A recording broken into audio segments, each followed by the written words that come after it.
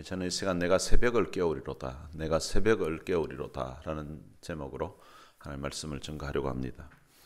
이솝의 우화 중에 이런 이야기가 있습니다. 사자 한 마리가 산에서 사람들이 파놓은 함정에 빠졌습니다. 그런데 그 함정이 너무 깊어서 사자가 아무리 몸부림을 쳐도 빠져나올 수가 없는 그런 상황이었습니다. 사자는 그곳에서 사흘 동안 갇혀 있었습니다. 사자는 사흘 동안 아무것도 먹지 못하고 있으니까 너무 배가 고파서 죽을 지경이 되었습니다. 그때 마침 토끼가 그곳을 지나가다가 함정에 빠져 있는 그 사자를 보게 되었습니다. 사자가 자기를 보고 있는 그 토끼를 보고 그 토끼 앞에서 눈물을 흘리면서 자기 좀 살려달라고 사정을 했습니다. 그러자 이 마음씨 착한 토끼가 마음에 고민이 되었습니다. 그 이유는 만약에 저 사자가 자기가 구해주면 저게 나와서는 혹시 자기를 잡아먹으면 어떻게 하나 하는 이게 이제 고민이 되었습니다. 그래서 이 토끼가 사자에게 다짐을 받았습니다.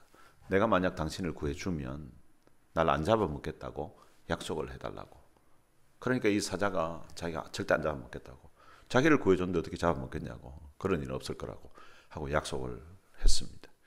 그러자 이 토끼가 큰 나뭇가지를 이제 굴려서 이제 그 구덩이 안에 던져 주었습니다.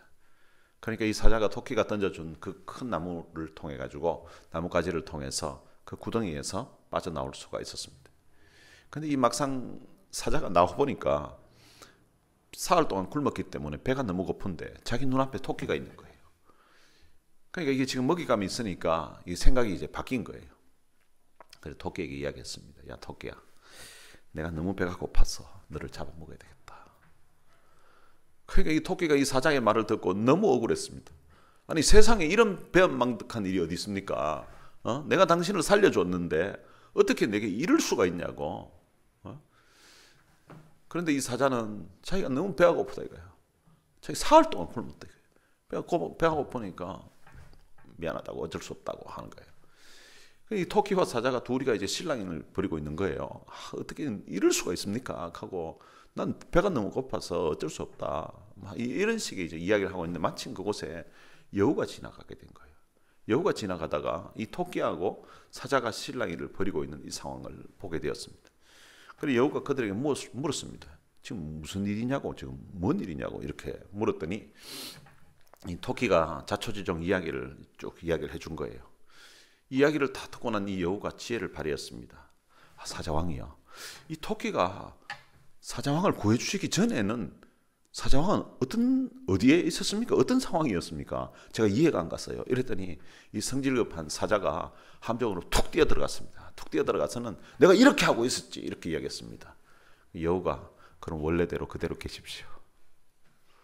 그리고 토끼 보고는 토끼야 가자 하고 그냥 지나갔다는 그런 이야기입니다. 이 이솝의 우화에 나오는 이 토끼와 같은 똑같은 상황에 처한 사람이 오늘 본문에 있습니다. 그 사람이 누군가 하면 바로 다윗입니다. 사울이 왕으로 이스라엘을 다스릴 때에 이웃 나라인 블레셋이 침공을 해왔습니다. 그때 블레셋의 그 장수가 바로 그 유명한 골리앗이라는 장수였습니다. 적장 골리앗 앞에 이스라엘의 모든 장수는 다 두려워 떨고 있었습니다. 이제 이스라엘 나라는 망한다고 그렇게 생각하고 있었습니다.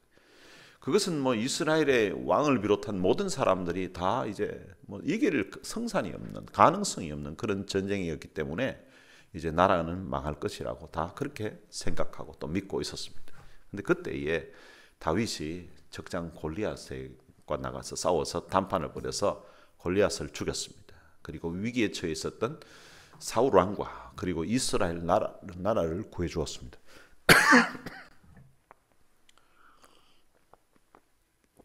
그런데 세월이 많이 지났습니다. 세월이 지나고 나니까 이 사울 왕이 오늘 본문의 배경에 보면 다윗을 죽이려고 하고 있는 것입니다.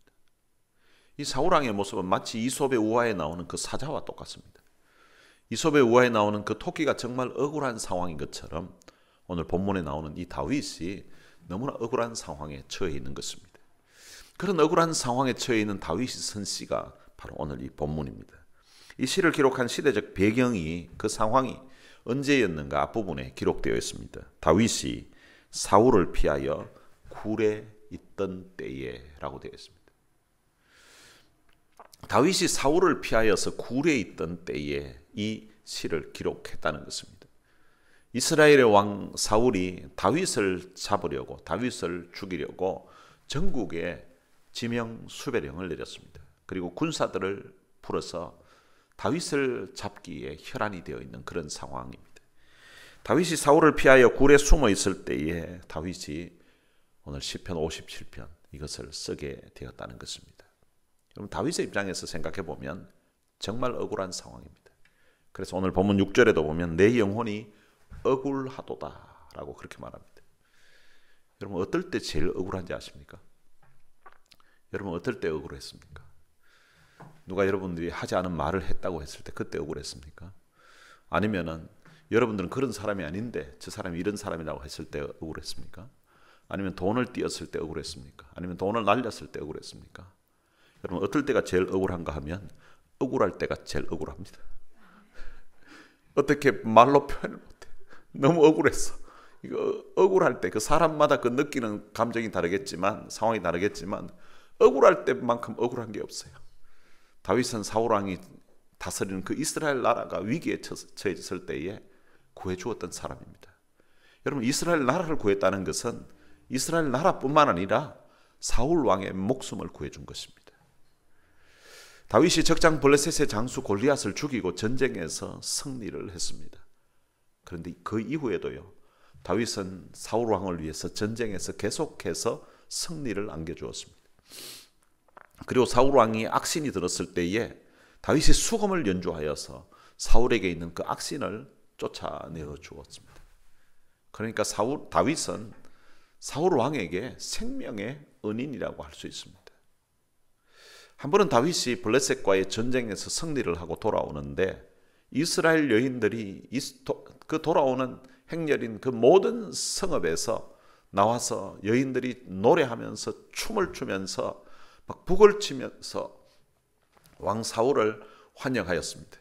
그때 왕 사울을 환영하는데 그때 이 여인들이 막 뛰놀면서 노래하면서 이제 말을 하기를 이렇게 불렀습니다. 사울이 죽인 자는 천천히요 다윗은 만만이로다. 지금 이 소리를 듣는 사람이 앞에 왕이 있고 다윗도 있는데 근데 사울이 죽인 자는 천천히요 다윗은 만만이로다.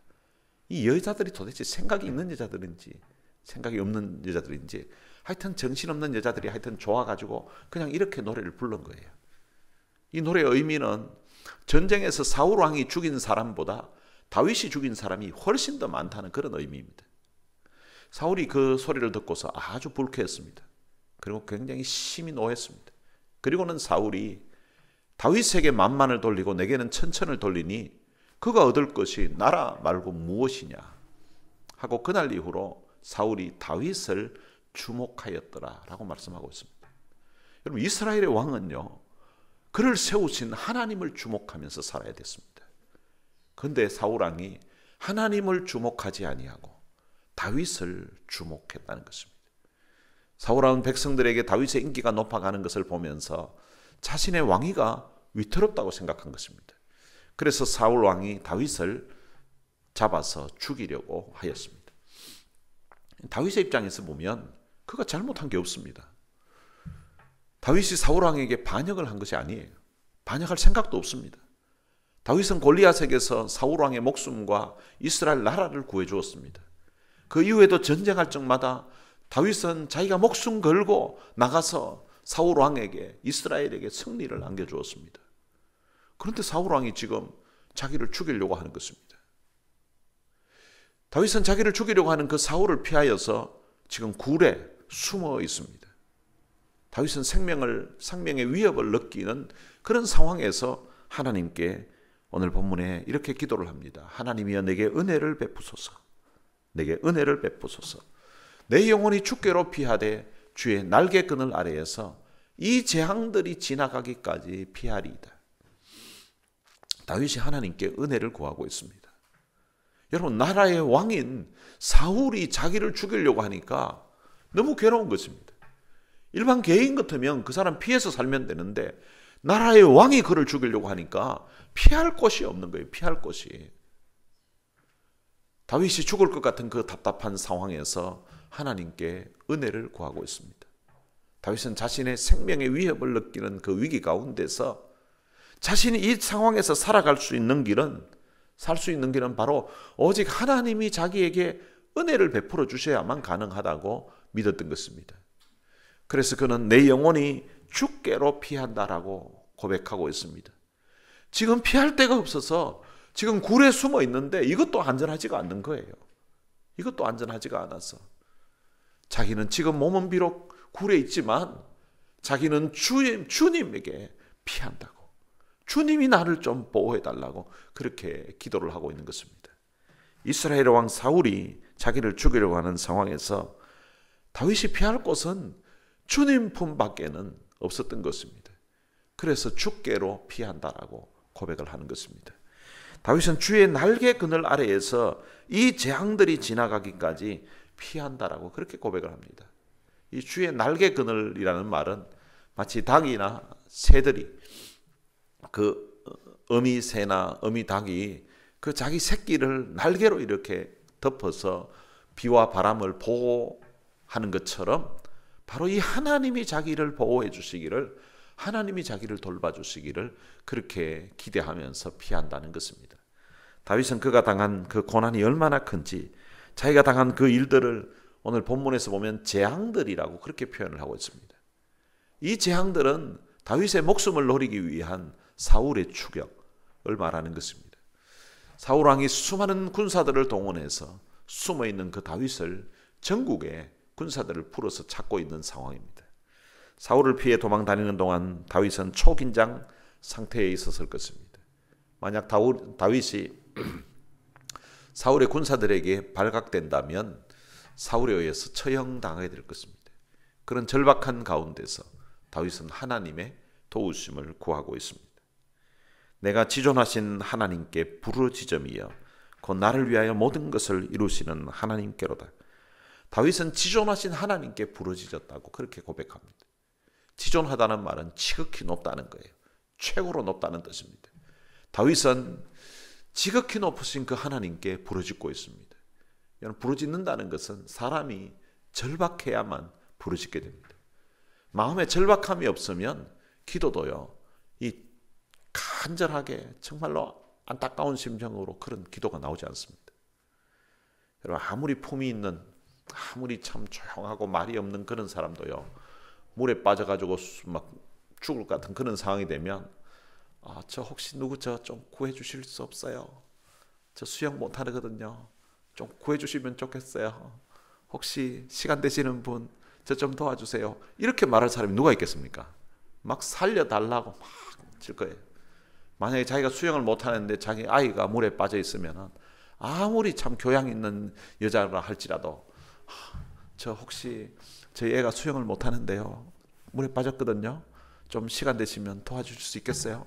이렇게 이야기할 엄마가 누가 있겠습니까? 소리 지르면서 자기 아들 죽는다고, 자기 아이 죽는다고 막 좀 도와달라고 막 소리칠 거예요. 그럼 이 부르짖는다는 것은 그만큼 참 절박하기 때문에 하나님 앞에 부르짖게 되는 것입니다. 제가 필리핀에 20대에 초반에 그 단기 선교 갔다가 지진이 났었는데요. 그 지진 났는 그 상황에서 길거리에서 그 CCC 학생들이 같이 기도하자고 했습니다. 그리고 기도 제목 주고 같이 주여 삼창 부르고 우리 통성으로 기도하자고, 옆에 사람 손잡고 기도하자고 했습니다. 평상시에는 그렇게 소리 안 지르는 사람도요, 지진이 나서 지진 강도 8.0 막 땅이 흔들리고 하니까 주여라고 부르짖는데요, 막 목이 터져라고 막 부르짖고요, 옆에 사람 막 손을 잡았는데 얼마나 손을 세게 잡는지 손에 막 쥐가 날 정도로 그렇게 잡았습니다. 땅은 흔들리지, 지진 강도 8.0 한 번도 경험하지 못했던 그런 막 죽을 것 같은 상황 되니까 피할 곳이 없는 거예요. 지진 난 가운데서 어디를 피합니까? 어디 피할 수가 없어요. 하나님 앞에 간절히 부르짖었다는 것입니다. 다윗의 심정이 바로 그런 심정입니다. 하나님은 환난 날에 하나님을 찾으라고 하셨습니다. 그리고 너는 내게 부르짖으라고 말씀하셨습니다. 다윗이 자기 인생의 목숨이 위태로운 이 환난 날에 하나님을 찾아서 그는 하나님께 부르짖었습니다. 다윗은 자신이 찾았던 그 지존하신 그 하나님은 나를 위하여 모든 것을 이루시는 하나님이라고 그렇게 고백하고 있습니다. 다윗은 자신의 경험을 통하여서 하나님은 지금까지 자신을 위하여서 모든 것을 이루어 주신 분이심을 알고 있습니다. 지금까지 자신이 어려울 적마다 도우셨던 그 하나님께 나아와서 부르짖는 것입니다. 3절에 보면 그가 하늘에서 보내사 나를 삼키려는 자의 비방에서 나를 구원하실지라. 하나님이 그의 인자와 진리를 보내시리로다. 다윗은 하나님이 자기를 삼키려고 하는, 자기를 비방하는 자들에게서 구원해 주실 것을 믿었습니다. 그리고 하나님이 그의 인자를 자기에게 베풀어 주실 것이라고 믿고 하나님 앞에 부르짖었던 것입니다. 내 영혼이 사자들 가운데서 살며 내가 부르짖는 자들 중에 누웠으니 곧 사람의 아들들 중에라. 그들의 이는 창과 화살이요 그들의 혀는 날카로운 칼 같도다. 지금 다윗의 상황을 내 영혼이 사자들 가운데 산다고 그렇게 표현하고 있습니다. 사울의 군사들이 다윗을 죽이기 위하여서 숨어있는 그 굴 근처를 지금 수색하고 있는 상황이에요. 자, 그런 상황이 마치 사자들이 지금 막 어스렁어스렁 하면서 먹을 것을 찾아 다니고 있는 그런 상황에 놓여 있는, 그 안에 지금 갇혀 있는 것과 같은 그런 자기 자신의 모습을 표현하고 있는 것입니다. 여러분, 이러한 표현은 당시 다윗이 처한 그 상황이 얼마나 위험하고 그리고 또한 그 목숨이 얼마나 위태롭고 절박한 상황인가를 짐작하게끔 하는 표현들입니다. 다윗에게 이런 군사들의 위험만 있는 것이 아닙니다. 그들의 이는 창과 화살이요 그들의 혀는 날카로운 칼 같도다. 이런 사울왕이 얼마나 잔인한가를 묘사해 주고 있는 것입니다.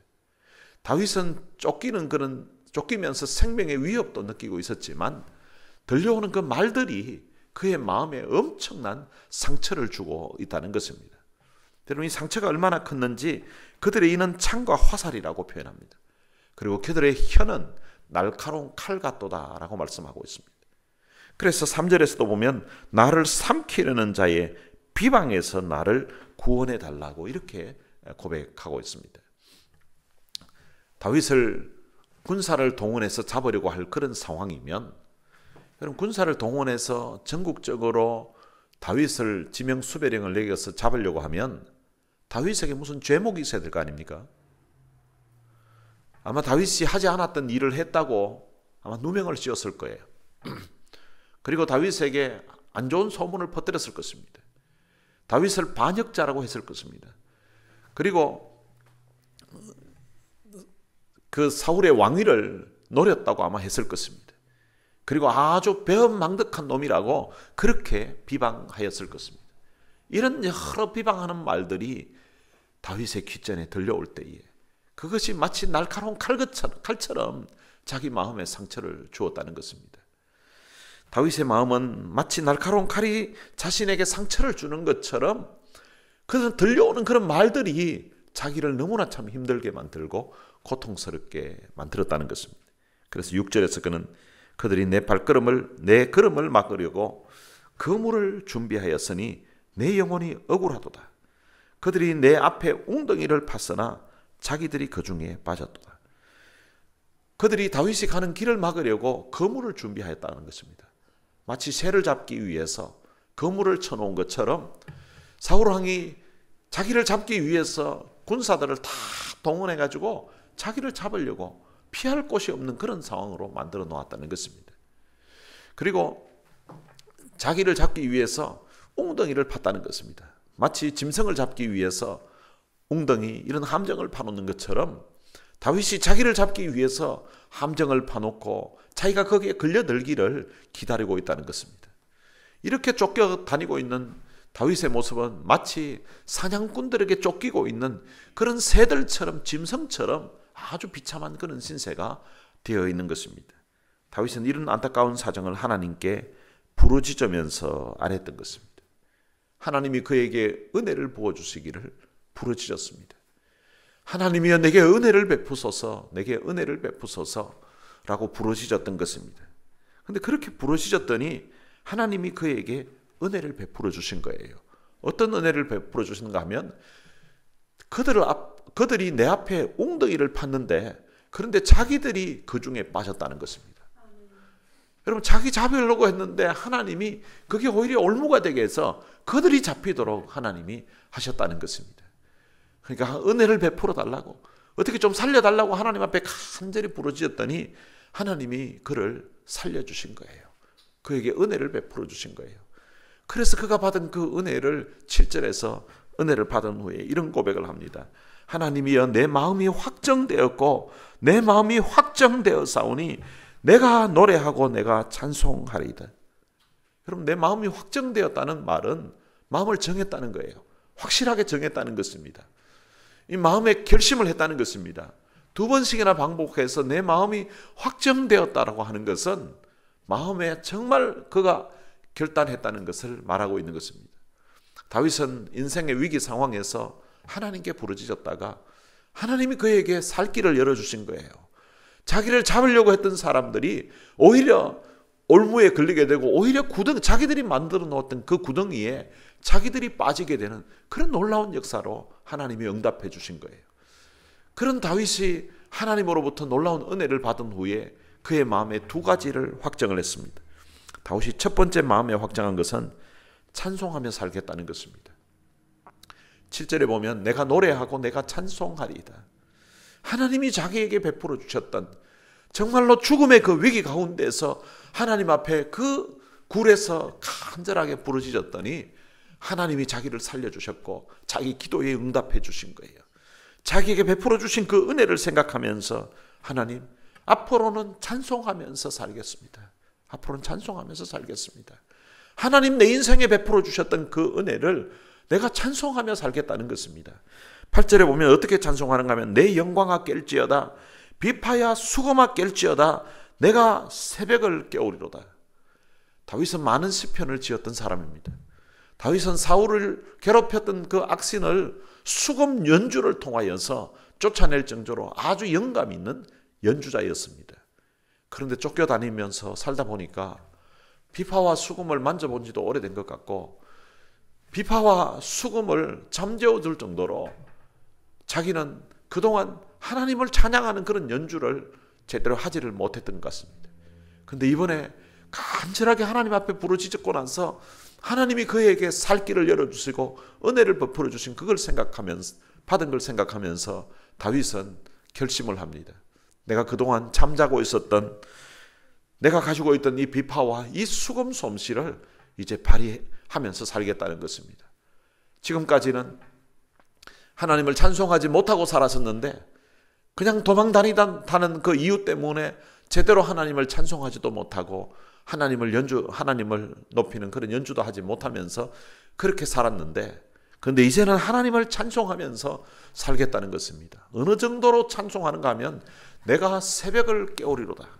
이 내가 새벽을 깨우리로다 이럴 때 이제 새벽 기도할 사람은 뭐고 새벽에 깨어나서 기도하자 이러는데요. 사실은 이 시편 57편에서 다윗이 내가 새벽을 깨운다는 이 말은 새벽에 기도하겠다는 그런 표현이 아니라 이 말은 만물이 고요한 그 잠든 사람들이 잠자고 있는 그 새벽부터 일어나서 하나님을 찬송하겠다는 것입니다. 하나님이 베풀어 주신 은혜가 너무 커서 하나님이 그 심령에 죽을 목숨 살려주신 그 은혜가 너무 커서 새벽에 일찍 일어나서 하나님 앞에 찬양하겠다는 거예요. 새벽을 깨우면서 하나님 자기 인생에게 베풀어 주신 그 은혜를 노래하면서 찬송하겠다는 것입니다. 하나님은 인생에 밤이 왔을 때에도 노래를 부를 수 있도록 만들어주시는 분이 하나님이십니다. 받은 은혜를 생각하면서 밤에도 찬송할 뿐만 아니라 새벽에도 하나님 베풀어 주신 은혜가 너무 커서 새벽에 잠잘 수가 없어서 새벽에부터 일어나서 하나님 자기 인생을 살려주시고 자기 인생에게 베풀어 주신 그 은혜를 찬송하겠다는 것입니다. 여러분도 받은 은혜 생각하면서 새벽에 일어나자마자 하나님을 찬송해 보시기를 바랍니다. 그 찬송을 통해서 하나님은 또 여러분들의 마음에 감동을 주시고 또 다른 은혜를 베풀어 주실 것입니다. 여러분들도 다윗처럼 받은 은혜를 생각하면서 새벽부터 일어나면서부터 하나님을 찬송하는 그런 삶을 살게 되시기를 주님의 이름으로 축원합니다. 그리고 다윗이 2번째로 마음에 확정한 것은 주께 감사하며 살겠다는 것입니다. 9절에 보면 주여 내가 만민 중에서 주께 감사하오며. 다윗은 자기가 받은 은혜를 생각하고 감사하며 살기로 마음을 확정했습니다. 다윗은 새벽부터 일어나서 자기 영혼을 깨우면서 일어나서 찬송하고 감사하며 살겠다고 그렇게 다짐을 하고 있는 것입니다. 그동안 쫓겨다니느라 시간적인 여유가 없어서 수금 연주도 제대로 못하고 혹시라도 연주하다가 발각될까 싶어서 두려워서도 하나님을 찬송하지도 못했는데, 그런데 오늘 은혜를 받고 나서 생각해 보니까 사실은 쫓겨다니느라고 시간적인 여유가 없었던 것이 아니라 마음의 여유가 없어서 그랬던 것 같고, 사실은 자기가 연주를 했더라도 하나님이 자기를 주의 날개 그늘 아래 지키시면 괜찮은데 그냥 사람들이 볼까봐, 그냥 사울의 군대가 볼까봐 그냥 두려워하면서 살았던 것 같은데, 근데 하나님이 자기를 지켜주시면 세상에 두려울 것이 없다는 그런 확신이 들었던 거예요. 그래서 이제는 시간이 없다는 그런 핑계 대지 아니하고 하나님 앞에 시간을 내어서 새벽부터라도 찬양한다면, 새벽부터라도 감사한다면 얼마든지 감사할 수 있다고 그렇게 생각한 거예요. 여러분, 시간이 없다는 것은 마음이 없다는 고상한 핑계입니다. 여러분, 마음만 있으면 시간은 얼마든지 낼 수가 있습니다. 다윗은 이제부터는 새벽에부터라도 깨어나서 하나님을 찬송하며 살 것을 마음에 확정하고, 감사도 지금까지는 쫓겨다닌다고 늘 내가 억울하다고만 생각하고 나는 참 억울하다고 그렇게 불평만 했던 것 같은데, 쫓겨다니면서 감사를 몰랐던 것 같은데, 그런데 그런 억울한 가운데서 하나님 앞에 부르짖었더니 하나님이 자기를 구원해 주신 그 은혜를 경험하게 되면서 앞으로는 하나님 불평하지 아니하고 내가 억울하다고 하나님 앞에 하소연만 할 것이 아니라 하나님 앞에 감사하며 살 것을 마음에 확정한 것입니다. 그리고는 그가 하나님을 찬양을 합니다. 주여 내가 만민 중에서 주께 감사하며 문나라 중에서 주를 찬송하리이다. 무릇 주의 인자는 커서 하늘에 미치고 주의 진리는 궁창에 이르나이다. 하나님이여 주는 하늘 위에 높이 들리시며 주의 영광이 온 세계 위에 높아지기를 원하나이다. 기쁨으로 찬양 123장에 보면 내가 만민 중에 라는 찬양이 있습니다. 이 내가 만민 중에라는 이 찬양이 바로 이 시편 57편을 배경으로 해서 작사하고 작곡한 것입니다. 내가 만민 중에 오 주께 감사하며 주님을 찬양하리 열방 중에서 주의 인자는 커서 하늘에 미치고. 내가 하나님을 찬양하는 그 이유가 하나님의 인자가, 하나님의 은혜가 너무나 커서 하늘에 미치기 때문이라는 것입니다. 다윗은 온 세계 위에 높으신 그 주의 영광을 찬양을 합니다. 여러분, 우리도 인생을 살아가다 보면 억울하고 답답한 일을 만날 때가 있습니다. 그때 우리가 어떻게 반응한가에 따라서 우리의 인생이 달라지게 됩니다. 다윗에게 억울한 문제가 있었고 답답한 문제가 있었던 것처럼 사람마다 문제없는 사람이었고, 또 사람들 중에는 또 참 난 억울하다고 생각하는 그런 문제들을 또 한두 가지 안 경험해 본 사람이 없을 것입니다. 그런데 그 억울한 문제, 해결되지 않는 그 문제를 자꾸 생각하고 걱정하다 보면 내 마음이 상하게 되고 내 마음에 불평이 생기게 되고 내 마음에 원망이 자리를 잡게 됩니다. 문제를 문제로 보면 문제가 되지만 문제를 문제로 보지 않으면 문제가 되지 않습니다. 성도들이 살아가다가 문제를 만났을 때에 그 문제를 문제로 보고 있으면 그것이 자기 마음에 상처가 되고 자기 마음에 무거운 짐이 되고, 그리고 그게 문제가 자기의 고통이 되지만, 근데 성도들이 그 문제를 가지고 기도 제목으로 삼아서 하나님께 부르짖으면서 기도하면 하나님이 들으시고 하나님이 해결해 주시는 것입니다. 그리고 기도 후에 받게 되면 그 응답받은 은혜를 생각하고 오늘 우리 성도들은 하나님 앞에 찬송하면서 감사하면서 살아가야 되는 것입니다. 사람들 중에는 문제를 만났을 때에 그 문제를 계속 생각하면서 억울해하고, 그리고 또한 원망과 불평을 하면서 살아가는 사람들도 있습니다. 그런데 성도들은 문제를 만났을 때에 그 문제를 기도 제목으로 삼아서 하나님께 맡기고 하나님 앞에 찬송하고 또한 감사하면서 살아가야 되는 것입니다. 여러분, 이 두 가지 길 중에서 우리가 선택할 수가 있는 것입니다. 여러분, 찬송을 불러도요, 하루 종일 우울한 그런 찬송을 부를 수도 있고요, 그리고 하루 종일 또 은혜가 되고 힘이 나는 그런 찬송을 부르면서 지낼 수도 있습니다. 여러분, 똑같은 상황이라도 마음을 정하기에 따라서 우리의 마음에 불평이 자리 잡을 수도 있고 우리의 마음에 감사가 있을 수도 있습니다. 우리 가운데 다윗보다 더 어려운 상황에 처한 사람이 누가 있겠습니까? 혹 다윗보다 더 어려운 상황에 처한다 할지라도 전능하신 하나님이 우리와 함께 하시고 그분의 인자하심이 크기 때문에 우리에게는 소망이 있음을 믿으시기를 바랍니다. 최악의 상황 가운데서도 하나님을 찬송할 수 있고 그리고 또한 그 하나님 앞에 감사할 수 있는 그 이유는 주의 인자는 커서 하늘에 미치기 때문인 것입니다. 여러분, 이 인자를 히브리어로는 헤세드라고 합니다. 이 헤세드는 언약 백성을 향하여서 베푸시는 성실하시고 변함없는 하나님의 사랑, 그것을 바로 헤세드라고 합니다. 우리는 살아가는 동안 끊임없이 사람들의 그 불성실함을 경험하게 됩니다. 그래서 사람들에게 실망하고 또 사람들에게 좌절하는 그런 경우들이 있습니다.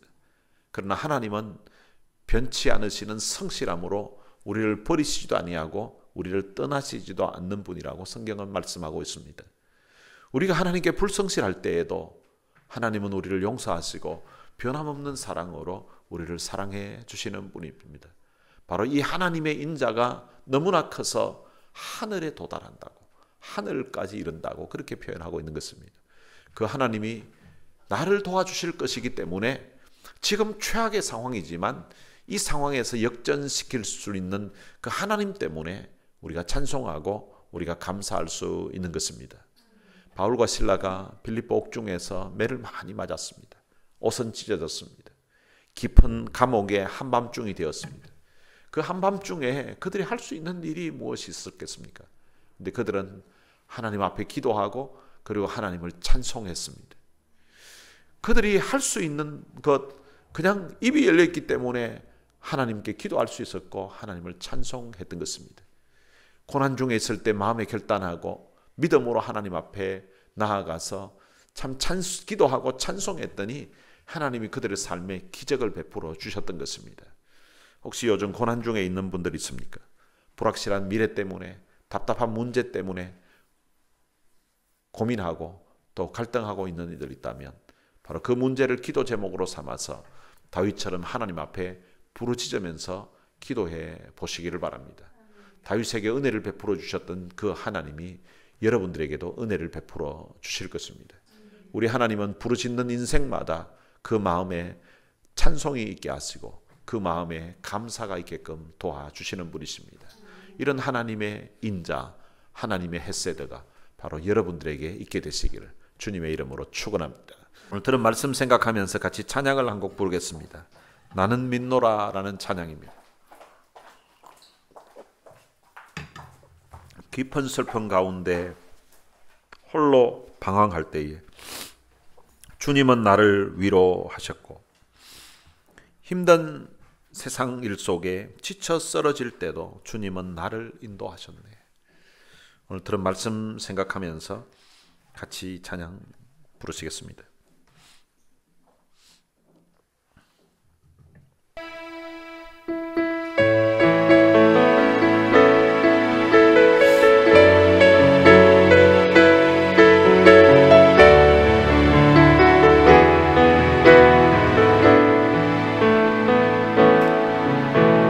슬픔 가운데 홀로 방황할 때에 주님은 나를 위로하셨네.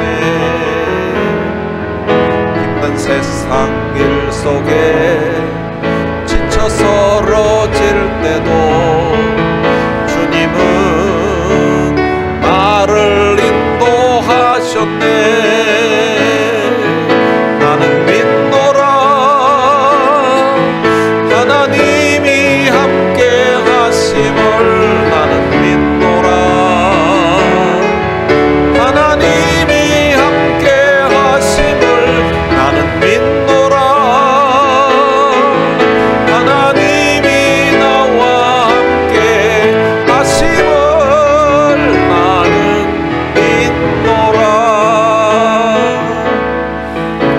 깊은 수렁 속에서 혼자 울부짖을 때 주님은 나를 건져내셨고 죄악된 세상으로 다시 달려갈 때에 주님은 돌아오라 하셨네. 나는 믿노라 하나님이 함께 하심을. 나는 믿노라 하나님이 함께 하심을. 나는 믿노라 하나님이 나와 함께 하심을. 나는 믿노라.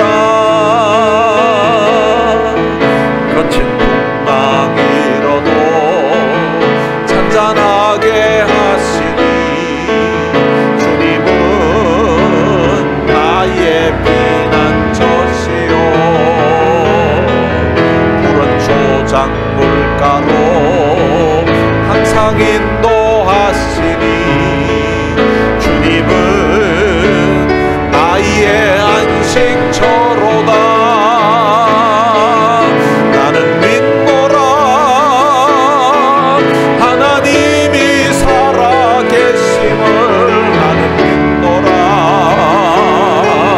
하나님이 살아계심을. 나는 믿노라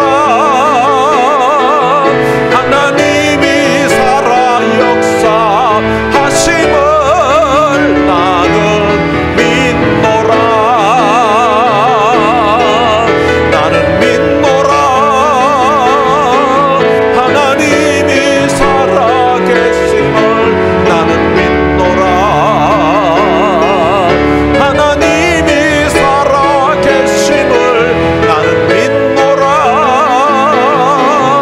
하나님이 살아 역사하심을. 나는 믿노라. 원치 않는 질병이 심히 괴롭힐 때에 주님은 나를 치유하셨고 주님 일하기 위해 능력 달라 할 때에 주님은 각종 은사 주셨네. 나는 믿노라 하나님이 살아계심을. 나는 믿노라 하나님이 살아계심을. 나는 믿노라 하나님이 살아 역사하심을. 나는 믿노라 나는 믿노라 하나님이 살아계심을. 나는 믿노라 하나님이 살아계심을. 나는 믿노라 하나님이 살아 역사하심을. 나는 믿노라 나는 믿노라 하나님이 함께 하심을. 나는 믿노라 하나님이 함께 하심을. 나는 믿노라 하나님이 나와 함께 하심을. 나는 믿노라 나는 믿노라 하나님이 살아계심을. 나는 믿노라 하나님이 살아계심을.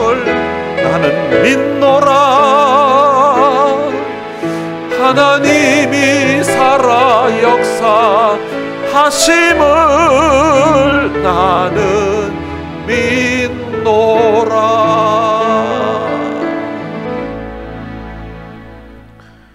들은 말씀 생각하면서 우리 같이 한번 기도했으면 좋겠습니다. 여러분들 마음을 괴롭히는, 마음을 힘들게 하는 그런 답답한 문제 있습니까? 다윗처럼 하나님 앞에 부르짖으면서 한번 기도해 보시기를 바랍니다. 그리고 혹시 부르짖으면서 기도했더니 하나님이 내 어려운 그 상황 가운데서 그 문제를 해결해 주시고 은혜를 베풀어 주신 경험이 있는 분 있습니까? 하나님께 받은 은혜 생각하면서 찬송하면서 한번 살아보시길 바랍니다. 새벽을 깨우면서 하나님 앞에 찬송하고 새벽을 깨우면서 하나님 앞에 감사하며 살아가는 그런 성도 되게 하옵소서. 오늘 들은 말씀 생각하면서 우리 다 같이 통성으로 기도하시겠습니다. 살아계신 아버지 하나님, 은혜를 감사합니다. 새벽에 위기를 느끼는 답답하고 암담한 상황에서 자기를 죽이려고 하는 사울왕의 계략과 사울왕의 그 수많은 군사들로 인하여서 마치 사자들 가운데 살아가는 것 같은 그런 마음의 두려움과 염려, 걱정이 있어서 내 영혼이 억울하다고 하나님 앞에 안타까운 심정으로 하나님이여 내게 은혜를